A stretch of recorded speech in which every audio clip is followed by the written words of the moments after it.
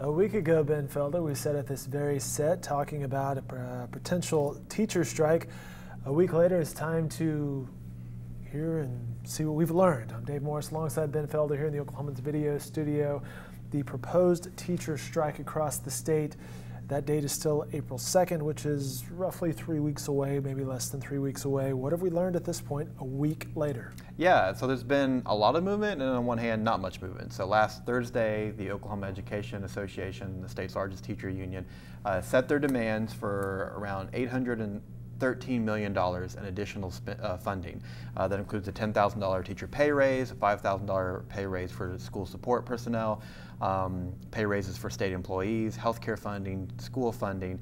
They laid this out and they said these are our demands, and if the legislature doesn't meet them by April 2nd, then we're calling on a teacher walkout, a teacher strike all across the state.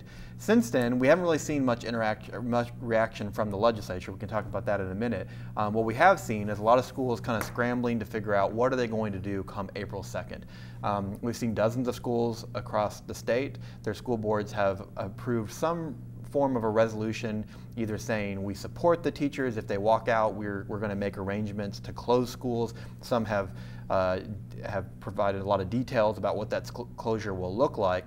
But really district leaders will say, hey, it's not our job to say yes or no to a strike, but if teachers are going to walk off the job, we want to make sure we're prepared. And a lot of schools have done that. In fact, by my latest count this morning, half of the 30 biggest school districts across the state have already said that they will close on April 2nd, and that accounts for about a third of the student enrollment in Oklahoma. You broke that down: Oklahoma City Public Schools, Tulsa, Edmond, Moore, Broken Arrow among those.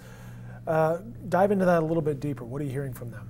Yeah, well, we're hearing, so for district leaders, there's two things that they want to figure out. One is obviously, what are we going to do if we don't have teachers in terms of do we want to close school? If the schools decided to stay open and teachers were on strike, there would be some issues with our teachers getting paid or they having to use personal days.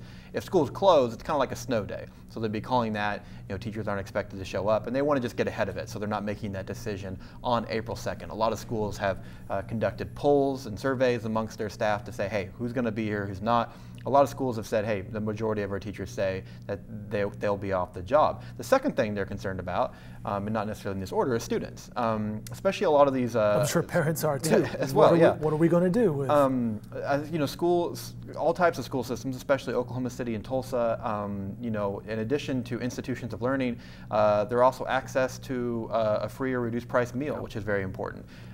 You're seeing a lot of districts kind of work with some community partners to figure out, hey, what's it going to look like if schools are closed when it comes to, feeding and providing childcare. We've seen some different agencies kind of step up and say, hey, we're willing to help. And this isn't necessarily new for schools. A lot of times during a snow day, or if you see a school that has to close because of some kind of maintenance issue, they'll provide food trucks to, provide a sack lunch. But obviously a little bit more planning has to go into it when you're talking about the possibility of being out for days, if not weeks.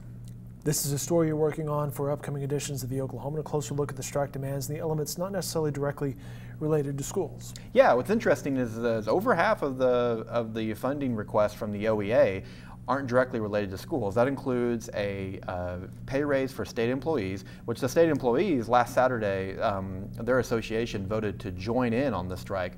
They're working on their own work stoppage plans. It's a little different for state employees. Teachers, you can say, hey, teachers across the state, we're going to walk out, or at this school district. I mean, state employees include correctional officers, DHS workers. So there's still some planning and some things to learn there. But the state employee pay raises, and then also over $200 million in additional health care funding. The OEA will tell you that, hey, we don't work in a bubble, that the social services that state agencies provide, the health care, which has been cut in recent years, those are crucial to our classrooms. They're crucial to supporting our kids and families and giving them an ability to learn, and so they say it's important. Now, some political observers have asked, hey, are these just bargaining chips? Can they go to the legislature and lawmakers can say, well, hey, we don't really want to pay for health care, and that could be something tossed aside. So far, the OEA has been pretty firm that that these are their demands and that they're going to walk out unless they're all met. Well, speaking of the legislature, what are we hearing from the Capitol? Yeah, well, in the days that followed, not much. In fact, right as the OEA was announcing their plan last Thursday, we saw dueling press releases come out of leaders for both parties. Republicans saying, hey, we want a teacher pay raise. The Democrats have stood in the way, vice versa for Democrats. When you look at some of the reporting we've done and some other outlets have done, those lawmakers that have been really the holdup to passing any kind of tax increase so far have not seemed like they're willing to budge. In fact, I talked to just a few lawmakers yesterday who said that, hey, a strike doesn't make me even more willing to budge. Maybe it actually has the opposite effect. We'll see. I mean, this right now may just be some grandstanding once the caucus meets. There was some conversation today in the Capitol of some tax increase proposals, but once again, this $800 million plus request from the OEA is much larger than the $500 million plus that we saw last month, the Step Up Oklahoma plan, which failed to get out of the House. So we're not really hearing a lot out of lawmakers. There's still 3 weeks. Things can change. Keep in mind that if things do change and the legislature does meet the demands or meet a major portion of it, it'd be the kind of action that we're not used to seeing, the kind of urgency we're not used to seeing out of the Capitol. But for some lawmakers, I kind of get the sense that they're just kind of waiting until April 2nd comes and see what happens. Interesting. It's a story we'll be following. More updates throughout the day and every day on newsok.com and in the Oklahoman. Ben mentioned some of the other charitable organizations around the state that are helping out public schools. We caught up with Katie Fitzgerald, the crew over at the Regional Food Bank of Oklahoma earlier today. You can watch that interview online at NewsOK as well. Ben, good job. Thanks for your time. Yeah, you bet.